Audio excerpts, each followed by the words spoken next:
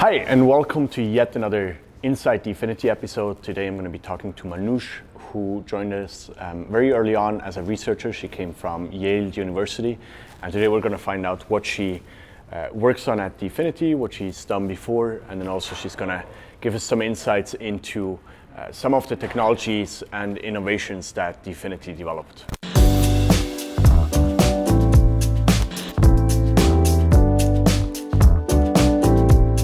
Good having you. Thanks for having me. So you've joined DFINITY very early on. You've been a key part of our research since the very early days. Maybe for people who have not heard of you yet, what is it that you do here? So I'm a researcher, and what I do is that I design the consensus layer, and I help in designing the consensus layer and prove the security of the consensus layer and the random beacon. My day-to-day life is I just gather the ideas that we have in the team, try to make them more formal so we can understand them between ourselves, and then write them formally, and then I prove that they are secure so we can use them. Yeah, I think a very nice way of how you described it yesterday to me is I take whatever we come up with and I make it secure. I prove that it's secure, Yes, which I think is a very important property for what we're trying to build right with DFINITY. Yes. Cool, so what led you to this position? What did you do before? Where did you come from? So before joining DFINITY, I was a postdoc at Yale University. Before that, I was a PhD student. For my PhD,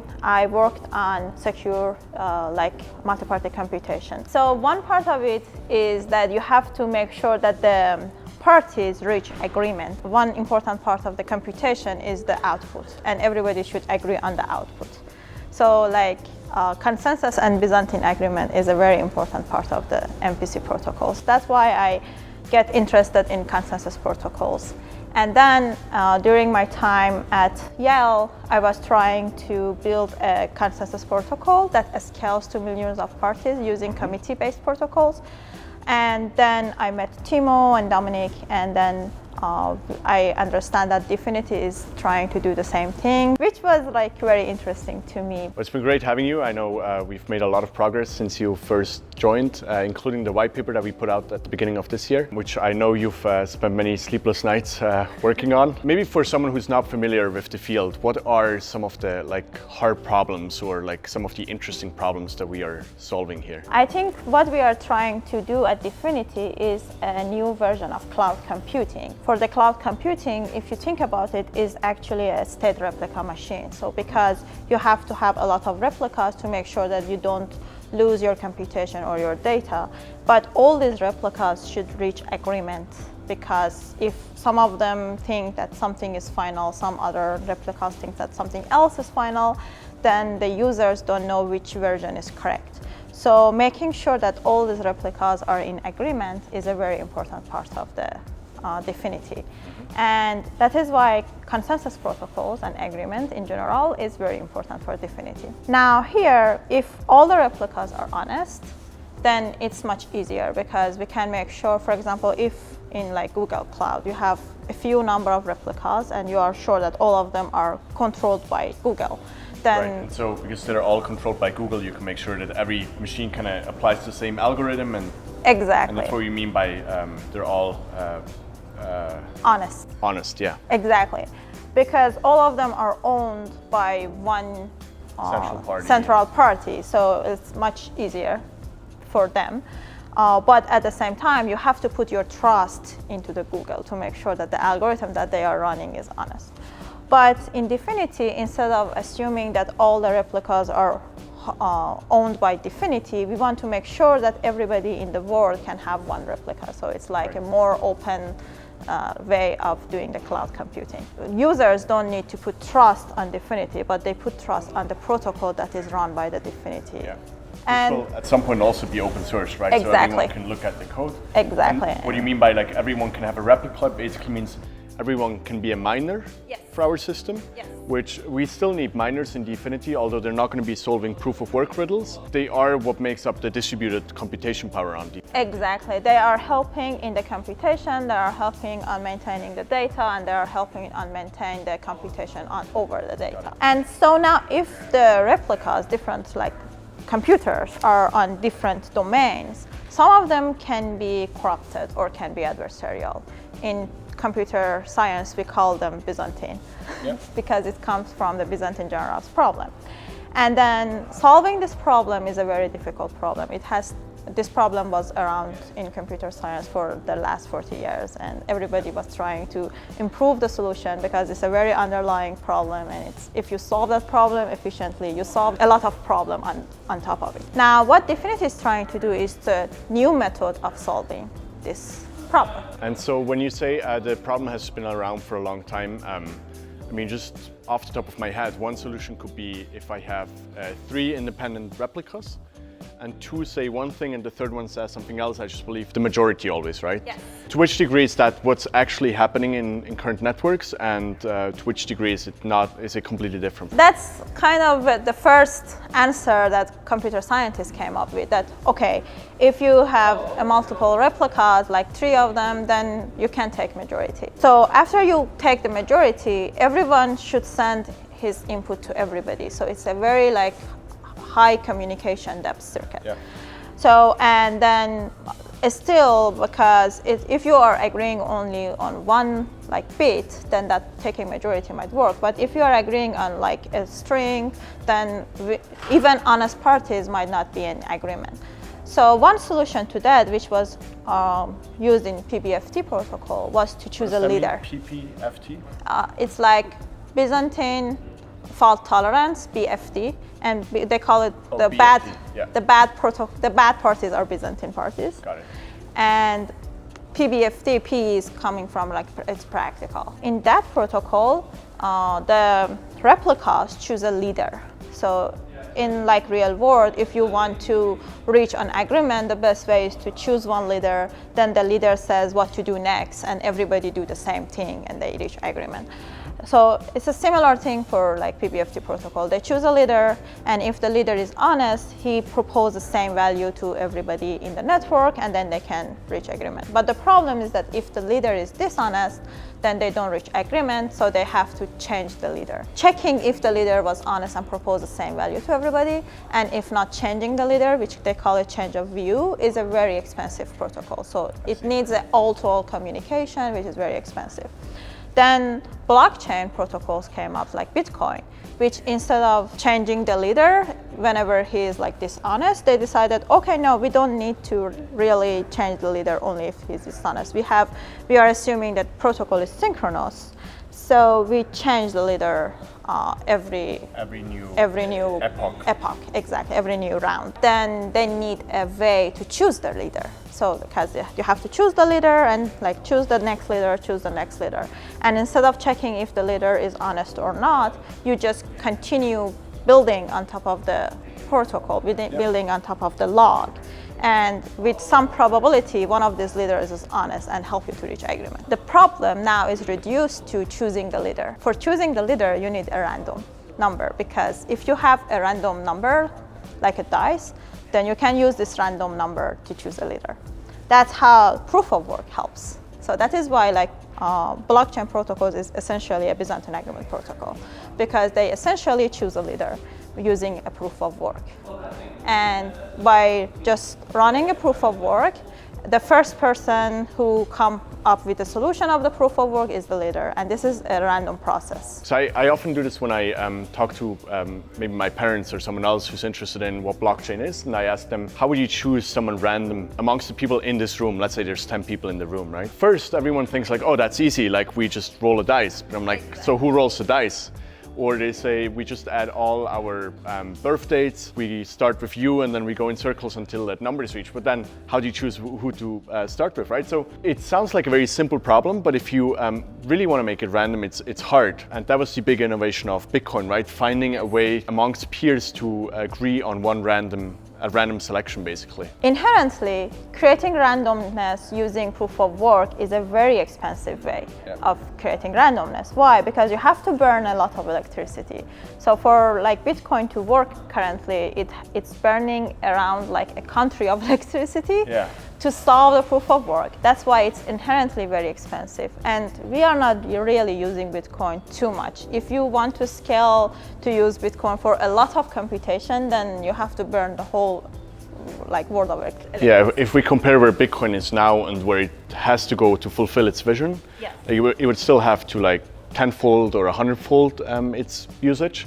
And it's already, you mentioned it, it's already burning a lot of electricity for nothing, basically. So we're looking for a more efficient process to do that leader selection and choose a random person amongst peers, right? Another reason that we try to change the way of that Bitcoin is creating randomness is that because of the proof of work inherently is a synchronous protocol, and inherently the amount of time that you have to spend to do the proof of work should be order of magnitude larger than the delay of the network. Otherwise, you don't know if people were like burning electricity to solve the proof of work and burning time to solve the proof of work, or their message was lost in the network. So inherently, proof of work chains or proof of work consensus is low throughput. You cannot tick in a fast way because inherently you have to wait much longer than the network delay to create the next randomness. That is why you cannot have a high throughput protocols on top of that. That's why transactions also get very expensive, right? Because in each block there's only a limited amount of transactions that fit in. We cannot increase the amount of blocks per time unit without messing with that protocol. Exactly. DFINITY is trying to solve this problem. So the first idea is that, okay, now we need a new way of creating randomness now, but how we can create a randomness is a very difficult problem, as you said. So one way is to have one person to create the randomness, but then if that person is dishonest, he can bias the randomness. Now we need a group to create the randomness. But if we choose a group, then if I'm the first person who created the randomness and then you are the second person, then the last person can just look at our random numbers and choose his own randomness in a way that the result exactly is what he wants, which we call it a last person bias. We cannot have a group that has a last person to choose a randomness.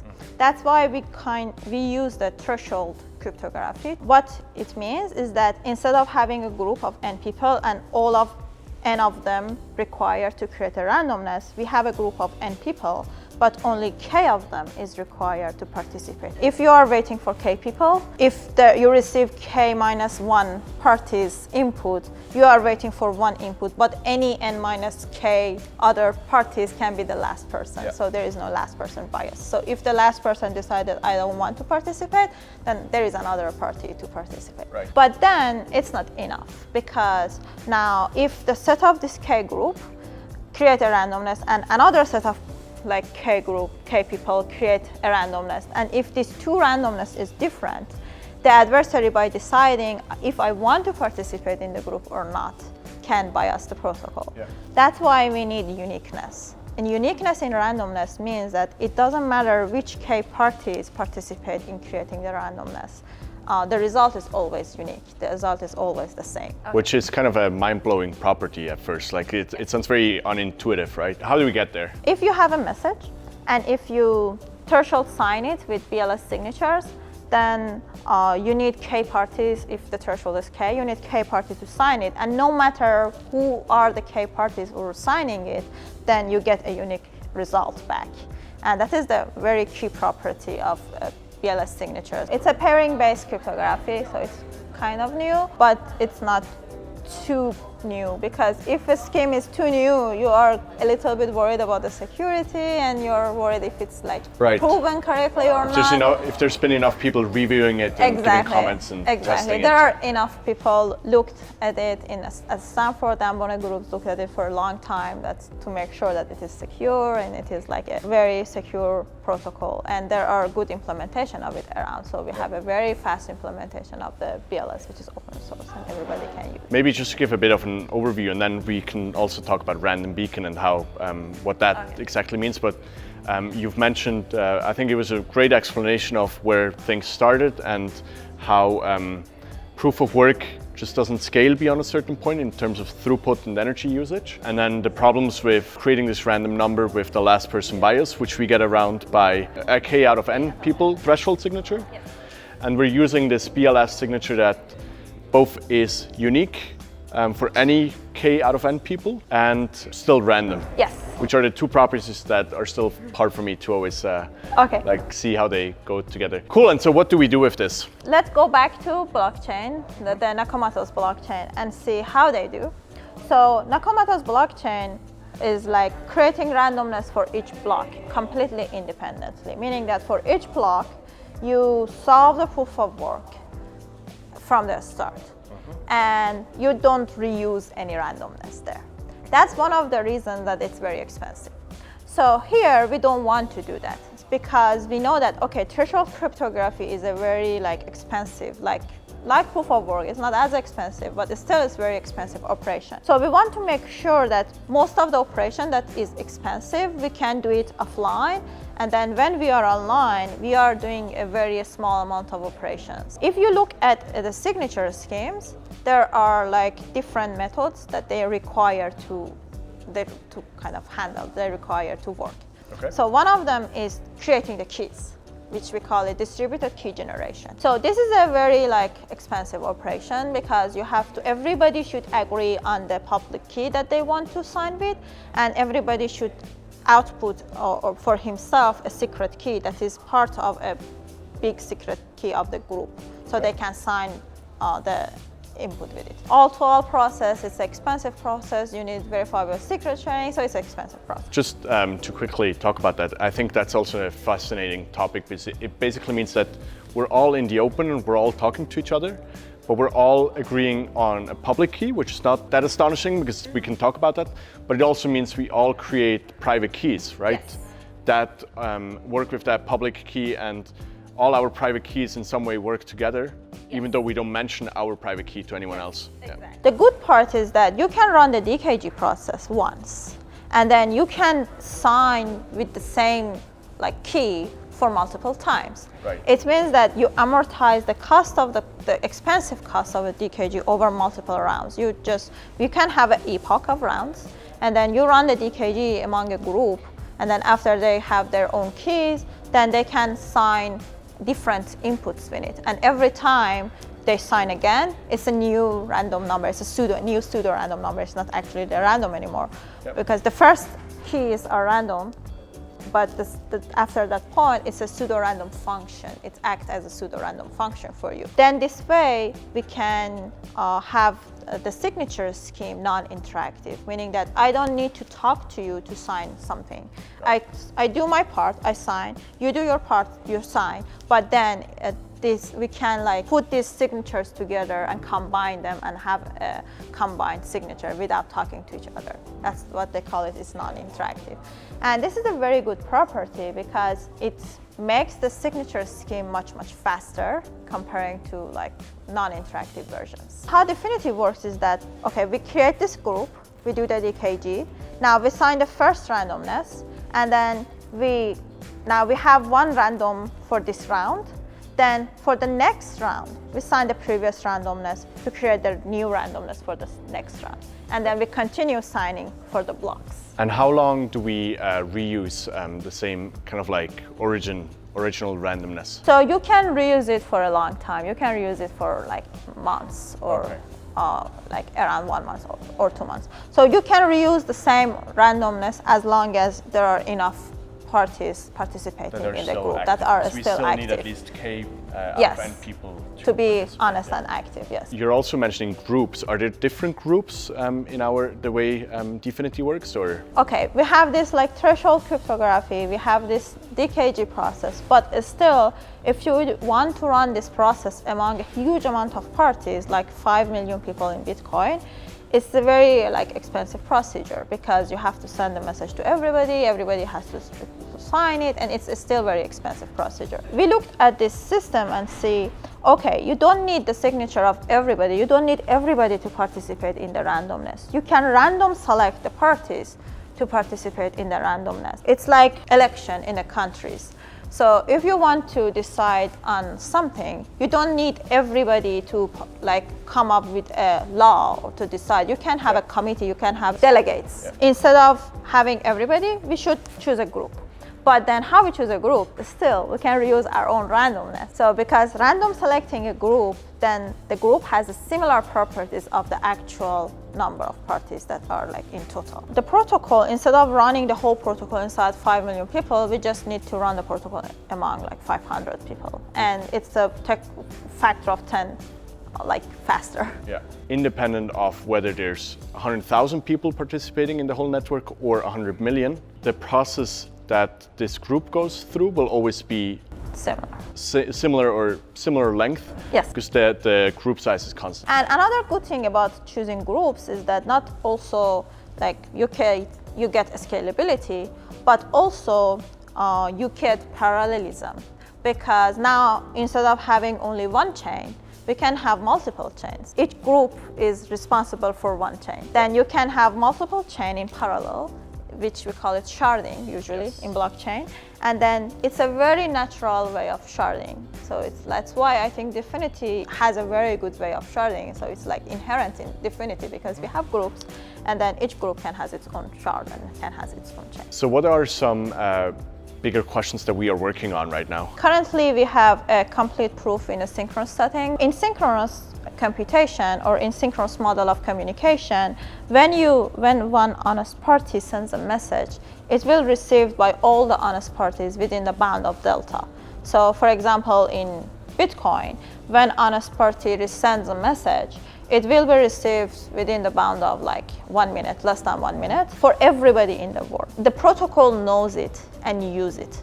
That's why, for example, in Bitcoin, the length of the proof of work is dependent of the delay of the network, and it should be magnitude of longer. So it's like around 10 minutes for Bitcoin because they are considering it like 10 magnitude of 10 longer. Synchrony assumptions works, but the problem is that if the synchrony assumption is not correct in actual network, then the protocol is not secure anymore. Right. Now, what we are doing in DFINITY is that we have a proof of security in a synchronous, complete synchronous model, and we are updating our proof to kind of work with a asynchronous network as well. That's one of the areas that I'm working on now. And the other area that I'm working on is that currently the DKG process that we are having is an interactive DKG process, which means that every party who wants to participate in the DKG should be available at the time that they are running the DKG protocol. We want to make it non-interactive, meaning that the parties can like participate and go home and come back, and then when the protocol is completed. Yep. So it's like more natural way of running the DKG. Is a non-interactive version instead of an interactive version. And the third thing that I'm working on is the sharding part, which I talked about a little bit. We are designing a sharding system for the DFINITY. We have designed the sharding system for the Bitcoin-like network, and we are using the same concepts. So our paper is going to be published in CCS. It's a nice paper, so you should read it. So maybe just to wrap this up, a couple of questions that I've had. What are the requirements for DFINITY? How many people can be dishonest and the network will still survive? So that's a very good question. So in general, if you are working in asynchronous environment or semi-synchronous environment, the number of parties that the protocol can tolerate is 1/3. So a fraction of the dishonest parties is always 1/3 in asynchronous model. There's a lower bound, so it cannot tolerate better than that. And DFINITY is working in that model, meaning that the fraction of dishonest parties in a total network should be 1/3. But within each group, we can tolerate a fraction of 1/2. So we go from 1/3 to 1/2 in a group. Do we already know how big these groups are going to be? The size of the group depends on the size of the security level that you want to get. The larger the group, you get a better security. Currently, a group of size 400 to 800 seems like logical for the security level of around 86, 90 a bit of security. It means that the probability of error is going to be 1 minus 1 over 2 to the 86. So it's like you're never going to lose your token. The other question that I had before we wrap up is we talked about energy efficiency, and we mentioned some block times for the Bitcoin blockchain. You mentioned it's roughly 10 minutes. So what are the block times that we achieve in DFINITY? Currently in our test network, the block time is less than a second. It's around 1 second less than a second. Another difference between DFINITY and, for example, Bitcoin is that to reach finality in Bitcoin, because they don't have an actual consensus protocol, you need to wait for 6 blocks. For DFINITY, we need 2 blocks. So it means that 2 seconds each block, 1 second each block, 2 seconds for finality. It means that we have a finality of 2 seconds comparing to Bitcoin finality of 1 hour, around 1 hour. And so that's basically what will enable credit card-like transactions and finality on DFINITY versus Bitcoin, where if I go to a coffee store and I buy my coffee, I'd have to wait a total of 1 hour in the worst case with Bitcoin to be sure that the transaction actually went through, whereas on DFINITY it could be 2 seconds. Yes. So in a good day, if the block maker is honest, so in optimistic way, so you only wait 2 seconds to reach finality in DFINITY, and then that's a very high throughput system. Thanks, Mahnush, for taking the time and walking us through some of these challenges and innovations of DFINITY.